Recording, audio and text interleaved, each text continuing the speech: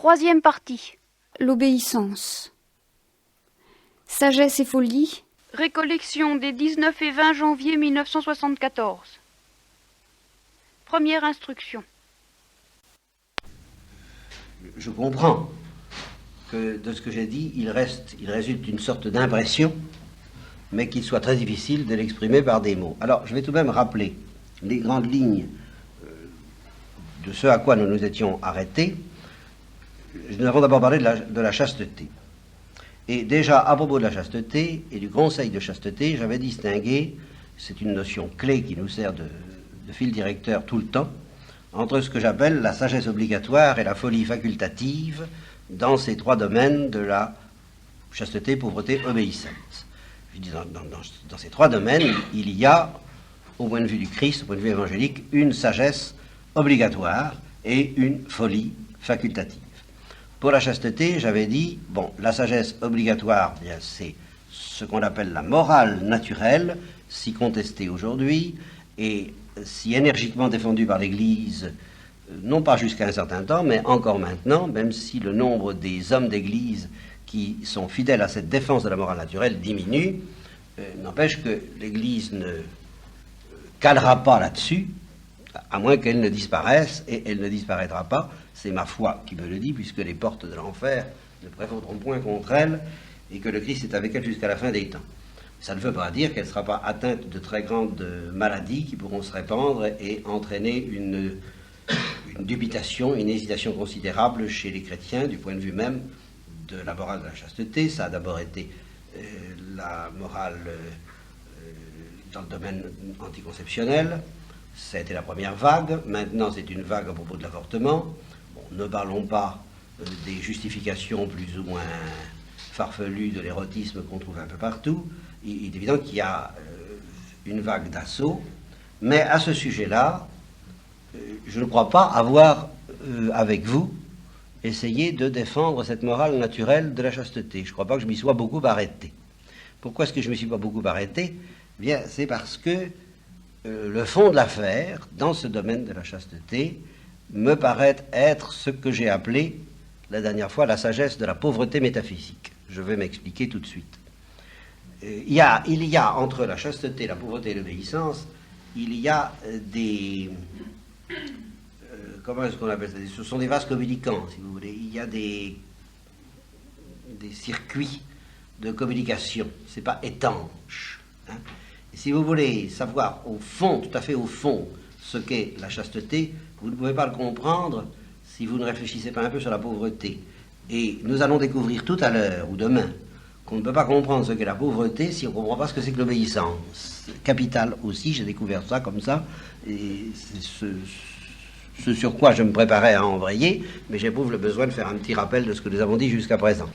Donc, impossible de défendre la morale naturelle sur la chasteté si on n'a pas compris ce qu'est la sagesse élémentaire et obligatoire de la pauvreté métaphysique dont je vous ai parlé la dernière fois. Alors là, très nettement, c'est là-dessus que ça se joue. Vous voyez, je voulais dire par là que ce qui est grave dans la contestation aujourd'hui contre la morale sexuelle, c'est-à-dire contre la sagesse obligatoire de la chasteté, c'est le refus de la sagesse de la pauvreté.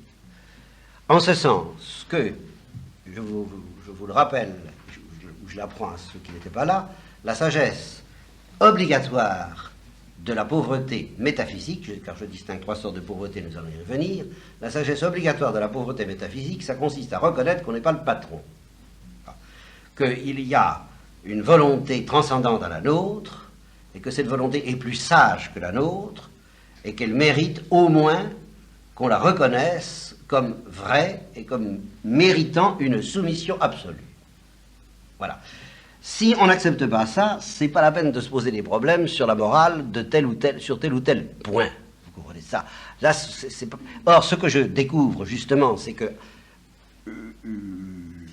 la contestation érotique, si j'ose dire, pour ramasser ça dans une formule concise, la contestation érotique n'est que un abcès de fixation, un point d'impact privilégié d'une immense révolte qui dépasse de beaucoup le domaine de la chasteté, de la sexualité et de l'érotisme. C'est une immense révolte contre toute idée d'une loi qu'on ne comprendrait pas parfaitement ou qu'on ne se sentirait pas parfaitement capable d'appliquer. C'est ce genre de choses que toute une vague qui domine la mentalité contemporaine refuse avec la dernière énergie, y compris chez les chrétiens. À partir du moment où la loi, on ne comprend pas, ou bien on se déclare, on dit non, c'est pas possible, alors on conteste, on se révolte et on demande à l'Église, comme si elle y pouvait quelque chose, la pauvre, de changer tout cela, de changer la morale. Alors, je dis que c'est un problème de pauvreté métaphysique, beaucoup plus qu'un problème de chasteté. Alors, l'effort que je demande dans ce domaine-là à tous ceux qui m'interrogent là-dessus, vous n'êtes pas obligé de m'interroger. Seulement, si vous venez m'interroger sur n'importe quel problème d'ordre sexuel, par exemple, ou de l'avortement, ou de la violence, ou de toutes ces choses-là, je suis obligé de vous demander un effort considérable, qui n'est pas seulement intellectuel, qui est en partie intellectuel, mais qui est un effort, ce que j'appellerais l'effort d'Antigone. De vous demander, enfin, est-ce que vous croyez à une loi, quelle qu'elle soit, et à supposer que toute la société aille contre cette loi, êtes-vous prêt à dire non, je ne céderai pas? Alors, réponse que beaucoup pourraient me faire, et moi-même le premier, vous savez, oui, moi je voudrais bien ne pas céder, mais je ne suis pas sûr de moi. Tout à fait d'accord, ça, la faiblesse tant qu'on voudra. Mais enfin, souhaiteriez-vous tenir bon contre vents et marées, envers et contre tout, même si tout le monde, à vos yeux, perd la tête en refusant certaines lois? Est-ce que vous souhaitez garder au moins la lucidité nécessaire pour reconnaître, eh bien, ces gens-là perdent la tête et évidemment avoir cet orgueil insensé de dire moi seul possède la vérité sur ce point parce que je ne l'ai pas fabriquée moi-même, je l'ai reçue, je l'ai comprise, ils l'avaient reçue, ils l'ont oubliée, ils sont en révolte contre elle, ils sont donc fous de révolte, je ne veux pas autant que possible me laisser emporter par cette révolte. Est-ce que ça, c'est un absolu pour vous? Newman s'est converti à l'Église catholique parce qu'il a découvert, c'est une des raisons, que justement l'Église catholique croyait à la morale naturelle. Ce n'est pas une question surnaturelle, parce qu'au point de vue surnaturel, il avait plutôt tendance à être anglican qu'à être catholique. Mais une des choses qui l'ont assommé quand il a découvert l'Église catholique, c'est justement la figure métaphysique de la certitude de l'Église catholique au sujet de la morale naturelle. Et ça l'a fasciné, ça lui a donné le vertige, et il s'est dit, ces gens-là, l'Église enseignante, enfin, la tradition profonde de l'Église romaine, ils comprennent ce que c'est que les choses spirituelles, vraiment ils le comprennent, mais au-delà de ce que moi-même, pauvre Newman, j'avais cru comprendre jusqu'ici. Alors le test de Newman est très simple, il a découvert qu'aux yeux de l'Église catholique, il vaudrait mieux que le monde entier subisse une agonie dans les limites de l'agonie physique et même psychologique, mais sans péché, dans l'innocence. Eh bien, si le genre humain tout entier devait, tout en restant innocent, subir une agonie interminable, des siècles et des siècles, de souffrance, et de souffrance excessive, fantastique. Bon, alors ça, d'une part. Et de l'autre, il dit non pas un péché contre le Saint-Esprit, non pas un péché mortel, mais un seul péché véniel délibéré. Eh bien, pour l'Église catholique, il n'y a pas de proportion. Un seul péché véniel délibéré a une dimension de mal, sans proportion avec le mal que serait une humanité innocente soumise à une agonie interminable. Voilà. Alors, ce que j'appelle le test de Newman, c'est de savoir comment vous réagissez à ça. Tout simplement. Que voulez-vous? J'ai connu des séminaristes. Après ça, je les ai soumis au test de Newman. Et qu'est-ce que j'ai découvert? Ils m'ont répondu, ce que vous dites, si on a la foi, on peut l'admettre. Si on n'a pas la foi, eh bien, j'appelle ça échouer devant le test de Newman. Parce que le principe de Newman n'est pas un principe révélé. C'est ce que j'appelle la sagesse élémentaire de la pauvreté métaphysique, reconnaître qu'il y a une volonté de Dieu, il y a une loi de Dieu. Et alors, ça revient à dire quoi? Ça revient à dire ceci. Tant que vous êtes innocent, tout ce qui peut vous arriver de catastrophique, de douloureux, d'affreux, tout ce que vous voudrez, Dieu s'en charge. C'est intrinsèquement pris, Dieu en est responsable, vous comprenez? Il assume entièrement et intrinsèquement la responsabilité de tout ce qui vous arrive de mal.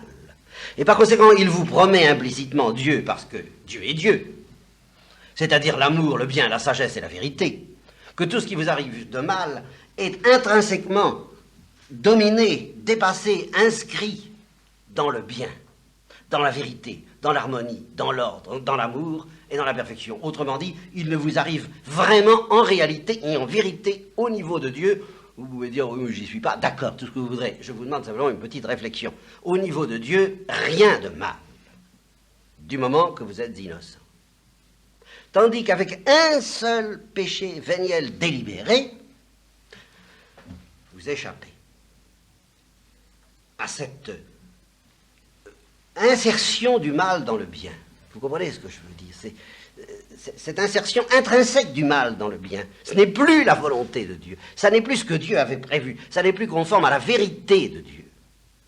Alors Dieu peut vous rattraper. Ça, c'est une autre histoire. Il peut rattraper tout ça. Il peut tirer le bien du mal. C'est une autre affaire. Mais de soi, c'est une catastrophe bien pire que tout ce qui reste inscrit dans les prévisions de Dieu et dont Dieu reste intrinsèquement responsable. Il assume tout. Le péché, il ne l'assume pas. Il le rattrape peut-être, mais il n'assume pas la responsabilité du péché. Il dit, le péché, ça, c'est plus moi. Alors là, je garantis plus rien. Moi, Dieu, si vous péchez, même véniellement, parce que le péché véniel mène au péché mortel, je garantis plus rien. Tandis que tant que vous êtes innocent, je garantis tout. Ben dites donc, c'est quelque chose, ça. Est-ce que c'est vraiment si odieux, imbuvable et sans entrailles que ça, ce test de Newman? Enfin, je vous pose la question, c'est ça, là, ce que j'appelle la sagesse, ce que j'ai appelé la dernière fois, j'y reviens, parce que ces choses-là sont rudes, il faut pour les comprendre ne pas faire trop d'études, mais au contraire, se dépouiller de toute la science qu'on croyait avoir, et dont saint Paul dit que ceux qui croient savoir quelque chose ne savent même pas de quelle manière il faut savoir, à savoir justement dans cette pauvreté métaphysique que comprennent peut-être fort bien les handicapés mentaux par exemple, parce qu'ils sont affrontés à l'absolu de la vie, de la mort, du bien et du mal avec une radicalité beaucoup plus totale que nous, qui sommes un petit peu distraits par nos richesses. Alors je dis, bon, le vrai problème aujourd'hui pour accepter une morale sexuelle qui apparaît, dont le premier impact, rappelez-vous ce que dit Kastler, dont j'ai parlé à l'école du dimanche ou au catéchisme, comme vous voudrez, n'est-ce pas? Kastler dit deux choses, il croit en Dieu, finalement il croit en Dieu, Kastler, il ne l'appelle pas Dieu, mais il croit en Dieu. Hein? Il croit à la finalité, il croit au programmateur, il croit au grand Manitou, si vous voulez. Hein? Bien, il croit qu'il y a un X mystérieux qui mène l'évolution sans quoi... Bon. Seulement, il y a deux choses qu'il n'avale pas. Il dit, je ne peux pas accepter l'idée que ce Dieu soit bon quand je vois que la vie repose sur la mort. Bon, c'est un premier problème. Et puis le deuxième, j'accepte pas la morale sexuelle de l'Église chrétienne. Bien. Eh bien, pourquoi est-ce qu'il n'accepte pas la morale sexuelle de l'Église chrétienne? Parce qu'il y voit une méfiance, d'abord, à l'égard de la sexualité. Alors ça, c'est faux. C'est une illusion démoniaque, abondamment répandue dans l'Église, mais fausse. Ça n'est pas vrai. Il n'y a dans la morale sexuelle, ni de Dieu, ni naturelle, ni de l'Église, aucune méfiance. Et aucun, encore bien moins aucun mépris à l'égard de la sexualité. Ça, c'est pas vrai. Ça, c'est le démon qui le dit. Ou les hérétiques, ou les erronés, ou nous-mêmes, en tant que nous nous gourrons, si je peux dire. Ou nous-mêmes, en tant que nous avons peur et que nous nous méfions de nous. Ah, ça, c'est possible. C'est possible que nous nous méfions, c'est pas une raison, sous prétexte qu'il y a une morale sexuelle très rigoureuse, ça c'est vrai, pour dire que Dieu et l'Église et ce qui devrait être la morale naturelle se méfient de la sexualité. C'est pas vrai. Seulement, on aime bien le prétendre, c'est très commode. Forcément, c'est une énorme erreur, condamnée par l'Église. Hein, l'hérésie manichéenne qui condamnait le mariage. Alors c'est énorme tout ça. Alors c'est trop commode, vous comprenez, d'accuser l'Église de manichéisme et puis de dire ah non, elle se trompe. Alors là, la morale naturelle réagit contre ce qui serait l'enseignement de l'Église si c'était ça. Mais c'est pas vrai, c'est pas ça. Et puis deuxièmement, ce qui lui reproche qui est beaucoup plus profond, c'est que c'est impraticable. Alors ça c'est autre chose. La sexualité est une chose splendide, merveilleuse, magnifique, je vous défie d'essayer d'en jouer sans faire de fausses notes. C'est comme les grandes orgues. Vous voyez, c'est trop calé, c'est trop beau. C'est pas de notre niveau, ça. Nous devrions justement comprendre que nous ne sommes pas dignes de la sexualité.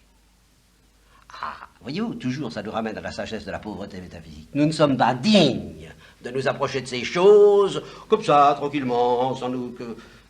mais on va exploser, ou on va faire des fausses notes, ou on va faire des choses très graves.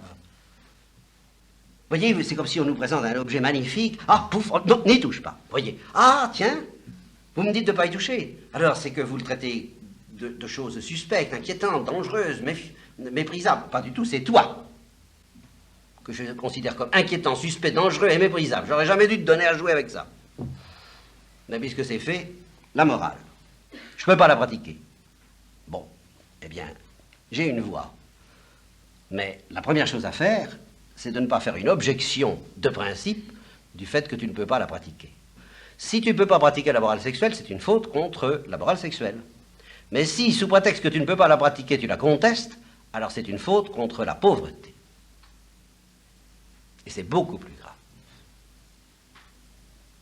Et il en est de même de toute loi. Est-ce que tu acceptes que ta vie soit régie par une loi qui ne dépende pas de toi, mais de moi, non pas d'une autorité sociale, mais d'une autorité métaphysique, dont j'ai mis la lumière dans ton cœur et dans ton intelligence, comme le dit Max Scheler.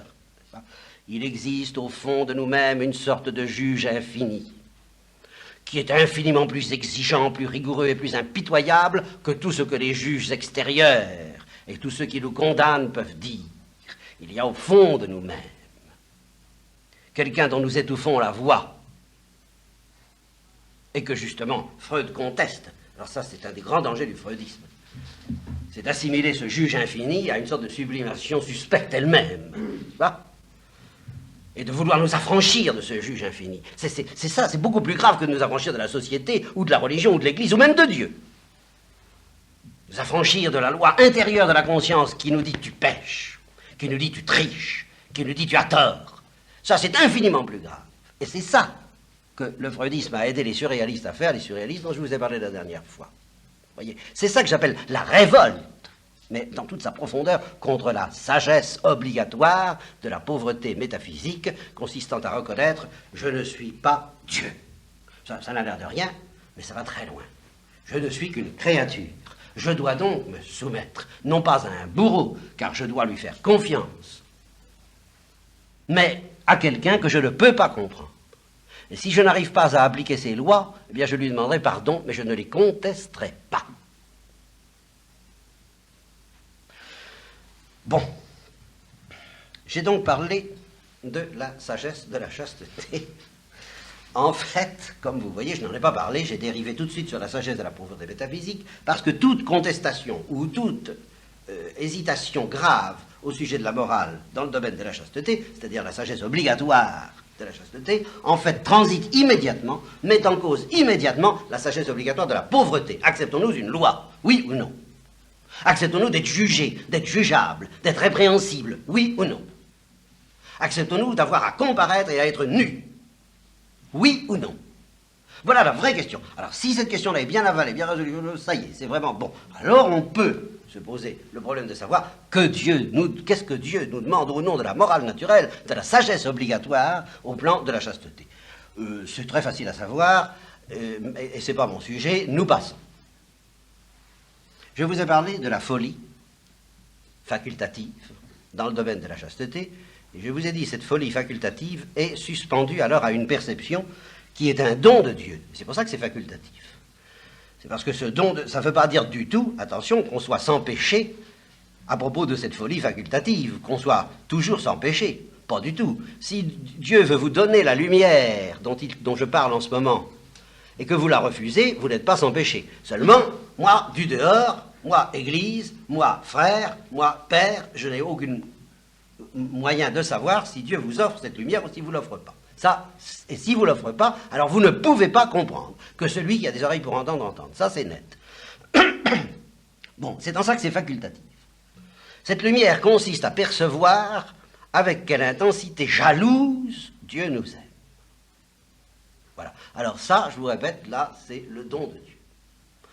Il y en a qui comprennent ça, et il y en a qui ne le comprennent pas. Il y en a qui demanderaient qu'à le comprendre et qui ont du mal à y arriver. Et il y en a qui fuient au contraire cette lumière que Dieu essaie de leur donner en leur disant « il t'est dur de reginver l'aiguillon ».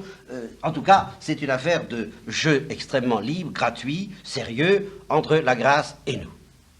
Veux-tu comprendre, nous demande Dieu, à quel point je t'aime? Si tu veux comprendre ça, prends garde à toi, parce que je suis jaloux. Et au fond, hein, c'est une chance magnifique que tu puisses dire que je suis jaloux de toi. Il y en a qui pourraient... Es-tu digne que je sois jaloux de toi? Tu ne le mérites absolument pas. Dans la vie humaine, c'est un des reproches qu'on peut se faire. Tu m'aimes, oui, tu m'aimes. Bon, bien sûr. Mais tu n'es pas jaloux. Alors, du moment que tu n'es pas jaloux, je sens que tu m'aimes pas comme je voudrais être aimé. Bon, c'est très juste. Dans bien des cas. Hein? D'accord. Bon. Dieu nous fait nous fait l'honneur d'être jaloux de nous. Seulement ça, il faut le comprendre. Alors, c'est en ça que c'est facultatif. Mais quand on le comprend, alors là, évidemment, quand on le comprend, on est prêt à tout abandonner pour être prisonnier de cet amour jaloux. Ah, ça, oui. Vous voyez, on est prêt à entrer au harem du Christ, de Dieu, c'est-à-dire le couvent. Et si on comprend ça une fois marié, alors, la vie, on n'ignore pas à ce moment-là ce que Paul appelle la tribulation de la chair. C'est pour ça qu'il dit, mariez-vous si vous voulez à votre péché, mais de deux choses l'une. Ou bien vous n'entendrez pas l'appel, et alors c'est dommage, je ne peux pas souhaiter que vous ne l'entendiez pas, ou bien vous l'entendrez et votre vie sera plus compliquée. Ce sera forcément plus compliqué. Parce que vous serez déchiré entre la jalousie de Dieu et la jalousie de votre conjoint, forcément. Surtout si le conjoint, lui, il n'a pas compris. Si le conjoint comprend à son tour, hein, ou bien si on est veuf ou divorcé, c'est une autre histoire, c'est pareil, ça nous ramène au problème précédent. Si le conjoint comprend à son tour, alors il peut se produire cette merveille que j'ai constatée plusieurs fois, d'une sorte de consécration à la folie de l'amour de Dieu, une sorte de chasteté consacrée, ce qui ne veut pas dire une abstention. C'est autre chose. C'est beaucoup plus positif que ça, et c'est beaucoup plus exigeant qu'une abstention. Ça va beaucoup plus loin. Bon, mais simplement, ça revient tout simplement entre deux époux à sentir le danger d'idolâtrie, à refuser ce danger d'idolâtrie et à se dire, nous nous aimons, c'est formidable, c'est merveilleux, mais ça nous aide à comprendre de très loin comment Dieu nous aime, l'un et l'autre. Alors cet amour-là, nous devons l'aimer plus encore dans sa transcendance qu'au niveau de ce que nous pouvons en comprendre entre nous deux. N'est-ce pas? Autrement dit, à travers l'amour dont nous nous aimons, nous devons adorer l'amour qui nous aime. Et nous livrer à la jalousie de cet amour ensemble, en essayant de lui déplaire. C'est une aventure qui existe, j'en témoigne, et qui est magnifique. Et c'est pour ça que, en ce qui concerne la folie et la chasteté, je suis convaincu que l'appel peut s'en faire entendre chez des gens mariés. Ça, c'est pas réservé à ceux qui entrent dans la vie religieuse. Et c'est un gros sophisme à l'aide duquel on envoie promener la grâce, hein, comme me disait un de mes cousins avec qui j'ai renoué récemment, parce que c'était un temps où il y avait des publicités pour les imperméables CCC. Et on disait sur un imperméable CCC, la pluie frappe sans entrer. Et alors, comme j'essayais de le convertir parce que j'étais jeune, il m'avait dit, c'est André, tu peux toujours t'allier. Le soir, encore, vers 10h du soir, j'étais allé coucher chez eux, vers 10h du soir, tu m'impressionnes un peu. Ça, je me sens un peu vulnérable. Mais alors, quand je me réveille le lendemain à 8h du matin, alors là, tu sais, toute ton histoire, là, alors ça peut y aller. La grâce peut venir, elle frappe sans entrer. Eh bien, là, il faut se méfier de ça, quand même. Et justement, c'est un des moyens dont on se sert pour que la grâce frappe sans entrer quand on est marié, de dire une certaine perception, une certaine aventure qui nous entraîne vers la jalousie de l'amour de Dieu. Oh non, ça c'est pour les religieuses, c'est pour les prêtres, c'est pas pour moi. Je n'en suis pas digne, tout le bazar avec lequel on met Dieu à la porte, alors que justement je me tiens à la porte et je frappe, sans entrer, si tu ne veux pas m'ouvrir et si tu invoques des prétextes de genre de ceux qui sont énumérés dans la parabole des invités au banquet, hein, et dont le Christ dit faites attention. Bon, donc, non, n'ayez pas cette excuse, ça n'est pas vrai. Vous entendez, vous n'entendez pas, vous acceptez d'entendre, vous n'acceptez pas d'entendre, mais c'est pas une question mariée ou pas mariée. La jalousie de l'amour de Dieu peut se faire entendre à tout moment, ne serait-ce qu'à l'heure de votre mort. Bon, ben, essayons que ce soit un peu avant les ouvriers de la dernière heure, ou plutôt, comme je le dis souvent, travaillant toute notre vie à devenir un ouvrier de la dernière heure, qui entend en plénitude à ce moment-là la folie de l'amour de Dieu. Et là-dessus, nous en arrivons à la pauvreté, mais je m'aperçois que, comme je vous l'avais dit, je me suis laissé entraîné à faire un résumé trop long. Enfin, j'espère, je soupçonne que ceux qui m'ont déjà entendu n'ont pas complètement... ne sont pas... Je ne dis pas qu'ils n'aient pas entendu ça, je ne dis pas que vous n'avez pas entendu ça déjà. Je ne suis pas sûr que vous soyez complètement de plein pied. Moi non plus, d'ailleurs. Vous voyez ? Et c'est pour ça que ça ne me fait pas de mal de me le redire. À force, j'arriverai peut-être à y croire. Et vous aussi. Bon.